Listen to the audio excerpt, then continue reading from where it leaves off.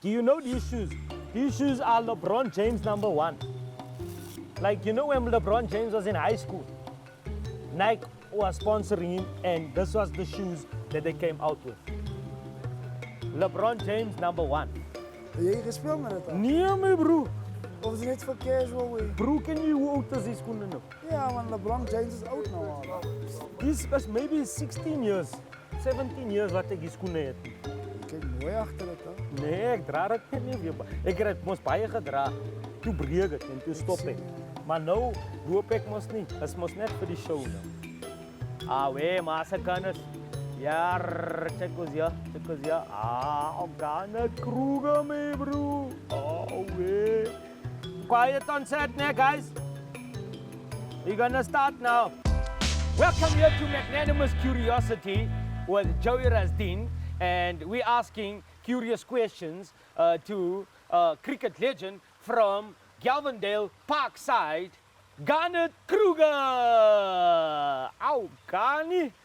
Hoe lyk hulle maar as ek kan? Ja, is alright bro, self. Alright man. Kyk, ons praat Afrikaans en Engels. Ja, ons kan nou mix. Ons kan nou mix want daar gaan vertaling is. When last did you play cricket? Ja. Thursday evening, I still play indoor cricket. You still play indoor cricket, but Yeah, indoor cricket is pop nu. No, indoor cricket is pop. As a matter of fact, I had a practice session at Nets at Wits Yeah? with Kevin Bennett. We are playing for the Warriors in the LPL franchise. Okay. Yes, So yes, the yes, yes. LPL franchise. So Garnett Kruger, you know there's like a new thing in South Africa now. Enoch Nokwe is now the director of cricket, and Tabang Moro is now the CEO of Cricket South Africa, and we did really cock at the World Cup. What's your thoughts about on firstly our World Cup performance? Yeah, listen, our World Cup performance was way under par. Firstly, for the talented players that we have, they are ranked high in one-day cricket, you know, in the T20s, but unfortunately at World Cups they are not performing, and that's been very poor. And then also the selection issues that they have with taking injured players, and we know that one of those guys are one of our ace fast bowlers that we need, but really, man, if he's injured, let's get somebody else to go. You're speaking about Tailstein. Yes, something about Tailstein that. was injured, and they still took him to the World Cup. Yes. Andrich Nortje, he was also injured. He was also injured. Yeah, but if that other guy, Duan Olivier, didn't go for a callback, he would have made the team. There is actually a lot of guys that probably would have had the opportunity now to go to the World Cup because a number of them left. Kyle Abbott, Yes, uh, like you said, Duan Olivier, Hardus Viljoen. Ardus Viljoen, you never know. They all might have. It's just okay. patience. They didn't have patience. We had to wait back in the day. Wait Yeah, our but turn, you were colored. earn our stripes. We had No, to earn our but you had stripes. to wait back in the day because you couldn't just go sign a callback. Yeah, that too. But also, like I said, I want to stick to, you know, if you build up the experience, you won't falter at the highest stage. And that's your experience, your whatever you need to build up all of that to be able to play for your country, because that's a different pressure. I was there very short and I felt the pressure, but obviously getting used to it, I wanted more opportunities, but they never came. Okay, in my personal opinion, there was one season where you took like the highest wickets and you were bowling 150 Ks, like Chopra Archer, like just rest. Then I took you to Australia, but then they didn't play you one game in Australia. Now, and I think that was also the same time that Justin Ontong, was that after or before? Before me, yeah, Justin Anton, same thing, went to Australia, scored a lot of runs, and they made him a bowler. Yeah. So I also think that the gatekeepers at the time, because it's controversial, we have to speak about these controversial things. I feel that I love Hashim Amla. I don't think he should have gone to the World Cup. I think Reza Hendricks deserved to be in the World Cup. I love David Miller, but I think Temba Bavuma proved to the world and to the selectors that he can play the shorter version of the game by scoring hundreds in T20s, and they didn't take him. And also, I think Vernon Philander should have gone as the extra all-rounder because it was a toss-up between Chris Morris and Dwayne Pretorius. We can speak about it now in retrospect, Yes. but at the time, I think Vernon Philander would have been a better option. Joey, you mentioned a lot of names there. For me, it comes down to one thing. You have to take the player that's on form or shows good form at the time. We always get that wrong in South African cricket. It's happened for the past number of years where you have your normal guys go, whether they're in form or not. And that's why I feel, or I think, that's why we've done so bad at World Cups. Because you mentioned Reza Hendricks staying for the likes of Amla. I watched the T20 series that we played at home, domestically. And that was probably 2 months before the World Cup that he got picked to play for the Cobras. And he, well, I don't know, I think he was jinxed because he dropped catches, didn't score runs, silly run-outs. That just shows you a guy that's out of form, he's got no confidence.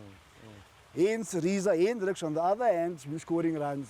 So there already shows you that this guy, he's comfortable with his game, because if you're not comfortable with cricket, you can stop. I've been there, I've seen it. If you're not happy with your performance, there is no way you're going to perform. So take the guy that's in form at that current time. Okay. I love that you said take the guy that's in form in that current time. When you were in Australia, you were in form at that current time, yet you weren't selected. And it still boggles my mind as to why you weren't selected. Can you perhaps tell us from your perspective as to what happened? So I don't know where to start, but obviously you know how the game of cricket works. We spoke about it now, about you being on form. And like you said, I had a dream season, yeah. Well, obviously it contributes to the stuff I did before. I worked very hard with Jeff in the gym. We tried all sorts. Jeff Lansky, that is, and also my physio at the time, Evan Speechley. I think I just came back from a serious groin injury, so I had to work harder in getting myself in shape, and that's what helped me. I had such a good season. I remember Justin Ontong telling me that, yeah, you're bowling well. And obviously, me being in that dream period, I didn't realize. But obviously it showed with the wickets. But because for me it was effortless at that, because I felt that's when I peaked. And you were like 28 that time. 20, yeah, 27, yes. 28, yeah. And you know, I've learned a lot of stuff previously, because the guys that helped me was like Charles Langeveld. He would help me with swing, and then obviously talking to Roger. Roger would teach me certain stuff. You know, yes, hitting a certain length hard, and that just on different wickets. So I've taken up all that experience. And then that made you take so much wickets. Yeah, that helped me because I knew, and obviously it also helped playing on Johannesburg, where it's nice and quick. And then obviously I remember the next game, Durban, where they also prepared a wicket for me that I couldn't believe. And then everything went our way. We won the toss. We bowled first. So everything went my way that season. Yeah, that's in a interprovincial setup. Yes, that is like when you took like 50 your, wickets. your franchise. Yeah. Well, I played 8 games and I was on 56 wickets. Yes. And that was half of the season. Yes, because I was that. on my way. And that was the one thing that I also learned, that I remember Gordon Parsons telling me that, God, if you just keep going, you're going to break the record and nobody will catch you. Because I think the previous guy was Garth LaRue with 46. So I was catching up and I was halfway through my season already. So I was gunning for that. And that was always at the back of my mind. And while I was playing, I never heard from anybody talking about me joining or going with the national team, because the next tour was Australia. And those wickets would have suited my bowling. Yes. Well, you can name whichever way you want to. Especially the whacker yes, especially the whacker. So it was never in the back of my mind that I would go to Australia, because I always thought that, you know, they've got these guys that they want to, and I knew that I wasn't part of the setup. Like I said, nobody spoke to me about anything, yes. But also, like I said, I was very happy playing for that Lions team that year, because we had a great vibe. That was, I remember Mac one day said that you guys are the prophets of the city. Yes, Charles yes. Justin Onting and Garnett Kruger, because he Yeah. was the captain, right? Yes, he was our captain. And we had a great time. We played together. We did well.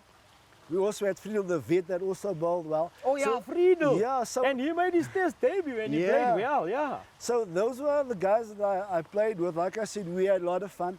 And I enjoyed playing cricket more than anything that year with those bunch of guys. And that's why I also did well, because I remember I'd have a set routine with Justin Ontong. We would go for Nando's, and after Nando's, we'd go to Milky Lane. And yeah, because you need sugar. Yeah, I okay. needed something for the next day. And that was my diet for that whole period when I bowled well. And those are the type of things, yeah. We had a great But chemistry. don't you have resentment that you didn't get an opportunity? Yes, I do. But, you know, I didn't stop bowling well after that. So I always thought that, you know what, Garnett, Your you must opportunity is just gonna keep come. going, you'll get your opportunity. Obviously, when I came back, you know, when you're in another country, you don't know what the people is thinking back at home. Yeah.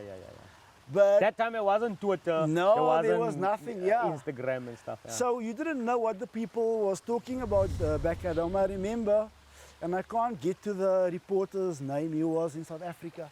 He used to write for Afrikaans newspaper. right? He came to me after the warm-up game. Yeah. We played in Perth because I took 4 wickets Yeah. and I also and you bowled was by nice. Yeah, and he came to me and he asked me what was my chances of playing in the first test.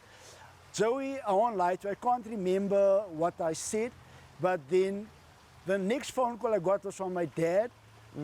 Well, He was I- still alive at the time. yeah, I found him and I found home and he's like, yo, Boetie het like jy gaan speel in die eerste toets. And I'm like, what you talking about? So obviously the newspapers back in South Africa, had a different point of view because, like I said, those wickets would have suited my type of bowling to the Australians at But that time. at that time, it was like the big three with Mickey Arthur. It was Mickey Arthur the coach, isn't it? Yeah, Mickey Arthur was And the it coach. was like Cullis, Boucher and Smith. Yeah. Yeah, and then they had a set way of thinking. Yeah, you know what? Do you think that's good in cricket? No, I don't think so. Hence what I said earlier when we started the interview about our World Cup performance. And, you know, with you bringing that up, that set format that they have, that's what I was talking about for all our World Cups previously. Okay, You so know? it's because of that. So now we're entering a new era now, right? And obviously there's a pecking order that's going on. And my question to you is that right now in South Africa, or even back then, was there rare diamonds that we overlooked? Yeah, Joey. Obviously, there's a lot of them. I don't even know where to start. I can go back to when I was a youngster trying to make certain teams, the guys that were above me, and I knew who they were. I knew that I also had to compete to get a spot. Because when we started playing, we played with our teachers. Well, obviously, they used to coach us at school. And then when we played club cricket, these were the guys playing in the lower senior leagues. Wait, do you think club cricket in South Africa is where it should be? No. And I can tell you why. Our superstar players that all the youngsters look up to, they want to come down and play 1 or 2 games, make themselves available. I remember when I was yeah. playing, we were very approachable. Mackenzie used to play for Old Age still. Yes, a This lot guy of the scored last guys. week, he scored a test 100 this week, he's playing for Old Age. Exactly. I know the players, as they've got a busy schedule because I can see on Twitter and on Facebook what they're up to. But now we are losing generations of young cricketers, which these guys, the young boys, look up to. What do you think should be done to find those diamonds in the rough? What happened to me when they found me? Well, before they found me, I used to play Baker's mini cricket, but genuine. The teachers that did this, they were genuine and they really enjoyed what they were doing. Now it's called the KFC mini cricket. Now it's called the KFC. I'm not saying that KFC is not doing a good job. I can't blame the sponsors. Maybe they must find teachers, people that really want to go out and coach these kids. I've been to a couple of these things, and I'm sorry to say that some of these teachers, they take their red floppy, and they take their streetwise too, and they go and sit under the nearest tree and they eat it while the kids run around. So there's no monitoring. There's no help for the kids. Back in the day, if you look at all the pictures of Baker's mini cricket, There was structure. proper people looking after people. I know people's going to jump down my throat now. No, and you must say, speak the truth. Yeah. but That's- only when the cameras are around, Joey. I've been to these stuff. Only when the cameras are around and the big sponsors are there, then it's top notch. What is this Brothers in Mentorship? This is a program that I run. I get some of my friends to come and chat to kids about the game of cricket. The reason why I call it Brothers is because I would like other sports codes to join me as well.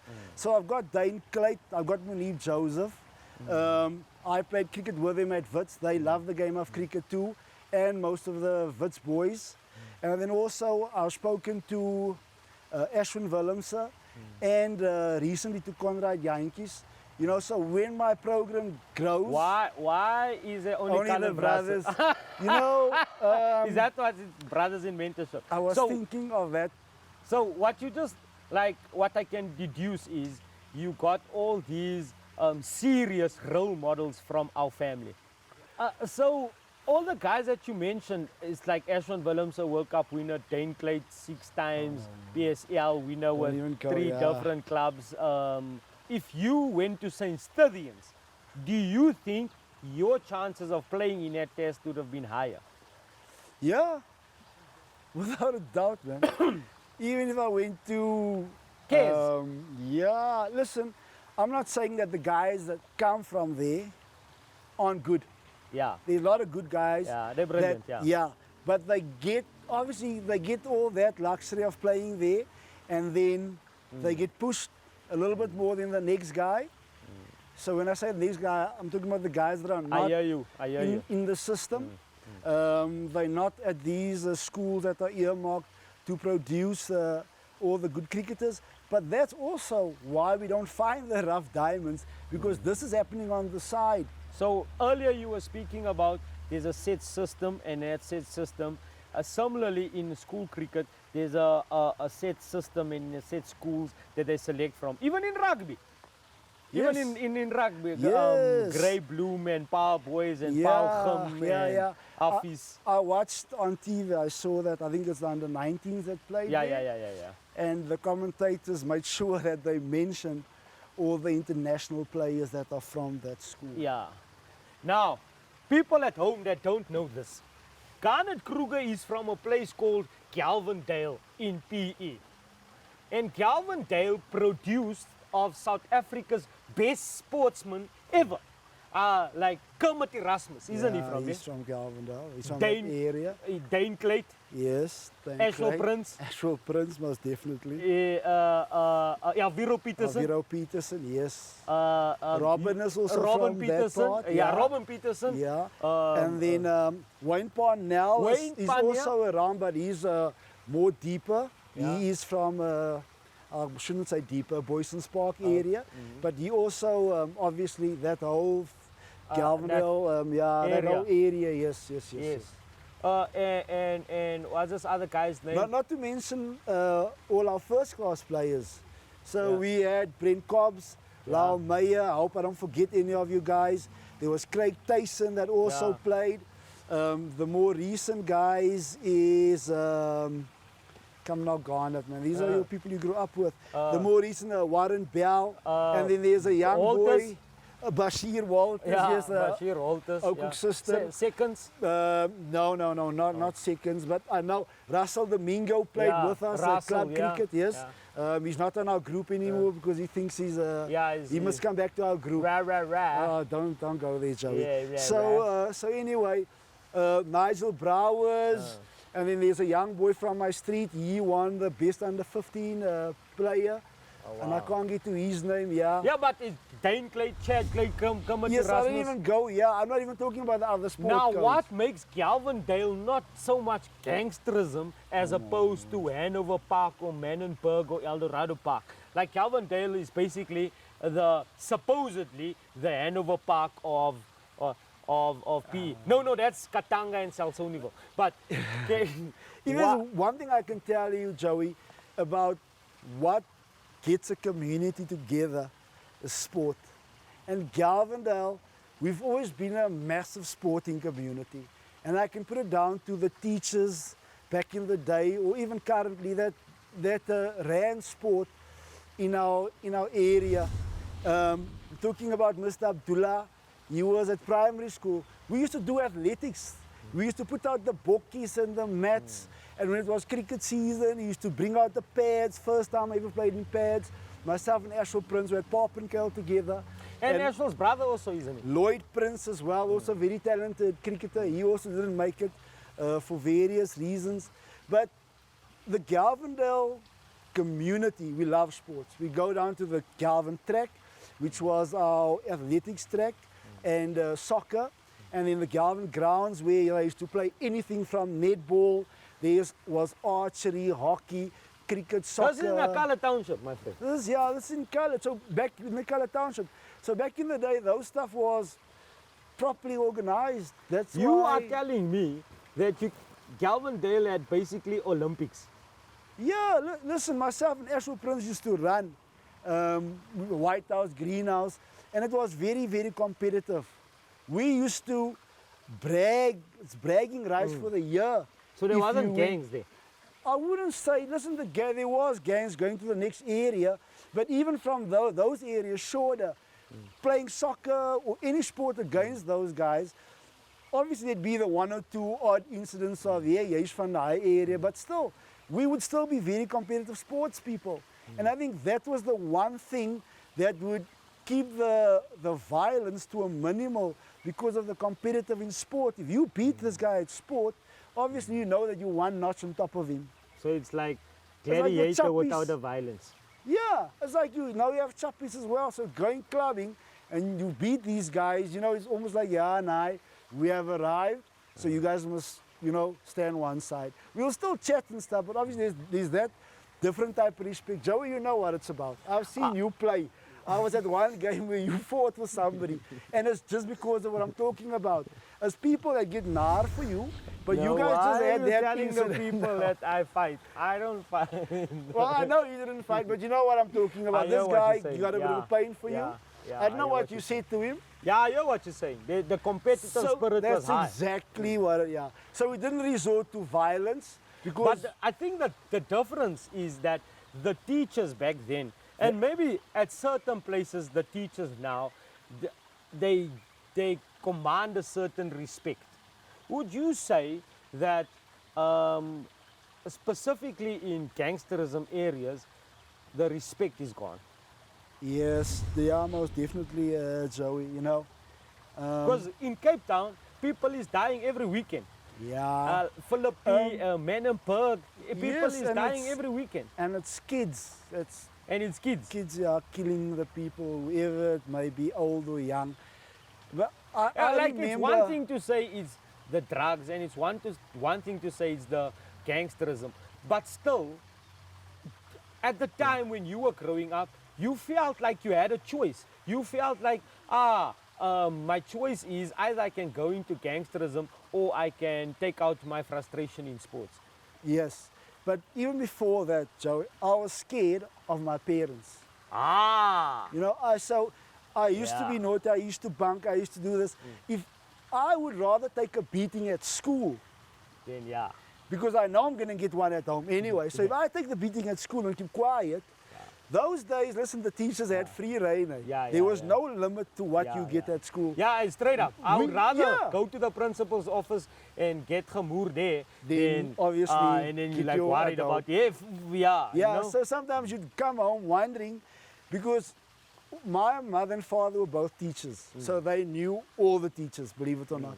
My mother was in West End, Arcadia Primary, and she would know teachers in Shorter.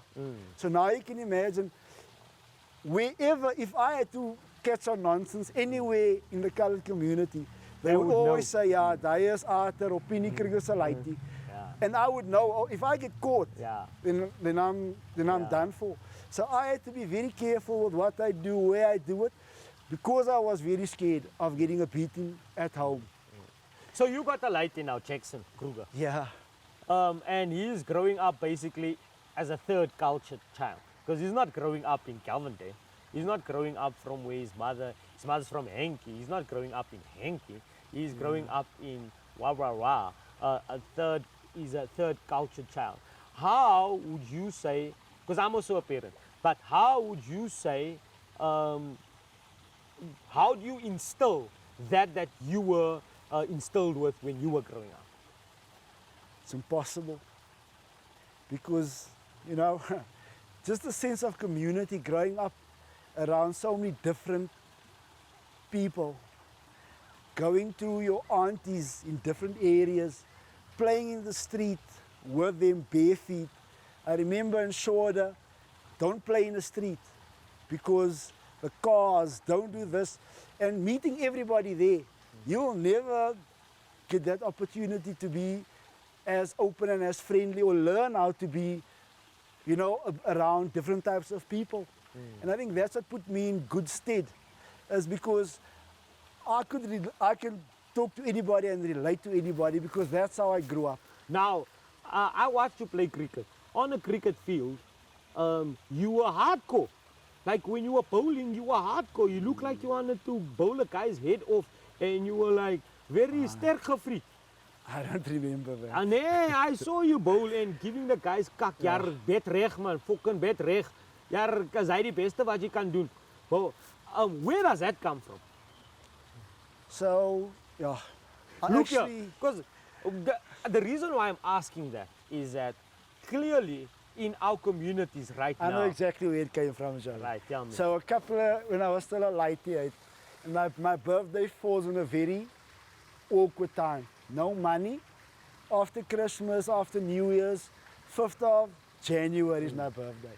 So we played Capricorn. We played a game against Garnett,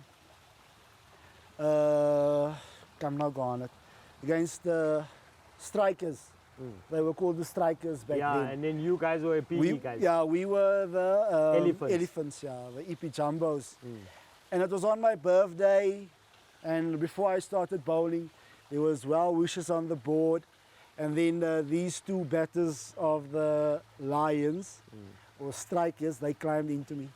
Stephen Cook and who? No, not Stephen Cook. No, not Stephen Cook. Please. It was Bacha. Oh, Adam. Yeah, and I can't remember who the other guy. But I went for a lot of runs. And I might have think Andrew Holm, I might have opened. And he kept on slapping me and stuff. And after 3 overs, they had to tell me, hey, you're not bowling anymore. And I'm like, yeah. It's my day, yeah. Rashmi said, yeah, Garnie. Oh, ja, hy is nog tyd. Maak Rashmi hulle.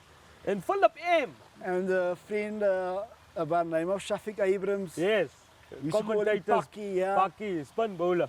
He's like, nee, Garnie man. Is mos nie so hulle verjaarsdaggie. Is jou verjaarsdag. Jy gee hulle 4s and 5s. Nee. So, ever since that, it stayed in my mind, it stayed in my head that, you know what, this is your job. Yeah. And, you know, you have to, I know sometimes I was overly aggressive, but it's also when you are not aggressive, your juices aren't flowing. So I'd always look for some confrontation. And it's also the captains that I had. I remember coming off the field, not giving my best at stages, where, you know, Kepler would come hard. He'd say, Kepler Wessels. Yeah, he was my coach at EP. He would literally tell you, yes, and then on the other hand, my father would also like tell me, yeah, Rabuti, you can nie so bowlie, man. Yeah. Wat gaan aan met jou? Then, you know, so all of those stuff put together. So it motivated you, basically. Yeah, got me a bit more aggressive. Even if I go through a lean patch, I'll try and be as aggressive as possible. And also my orders was to always try and attack the heart. Yeah, try and bowl as hard as possible. We used to call it him hardkom. Kom in my hart nou kom. Ja, je moet op je hart komen. Yeah. So So that's why. one of my last things is that, Kani, like you are one of the role models that colored guys look up to, specifically from Calvindale. And there's guys like Roger Telemarcus, like you said, Charles Langeveld, Ashwell Prince, Javiro Peterson, that those role models right now. And then now we have Riza Hendricks, and then I'm very excited to see Zubair Hamza. Oh my word, yeah. He's also Zubair talented. Hamza, he's going to be in our next test Yes. team. And if they don't play Zubair Hamza and Dane Pitt in the first test, I will throw my fucking toys out of the fucking court. What would you do, Garnett Kruger? I would just think to myself that we're making the same mistakes over and over. And it's costing our country. There we have it, ladies and gentlemen. Don't make the fucking same mistakes over and over because it's costing our country. That's been Magnanimous Curiosity with Joey Rasdien, with the legend of a guy, Garnett Kruger. Salute Massacres. Wait, before you go, Garnett, I know you had an injury. Okay. and I've been kind enough to get from Novartis Cataflam D. This is to help you for your injuries. I will definitely use it because I'm playing Saturday morning. Are you playing In a Saturday couple- morning? Yeah, we play Yeah. LPL. Okay, yeah. You can take the Cataflam. It's empty. What do you Okay. need it for? Yeah, no. That's Cataflam for Garnett Kruger. Thank you.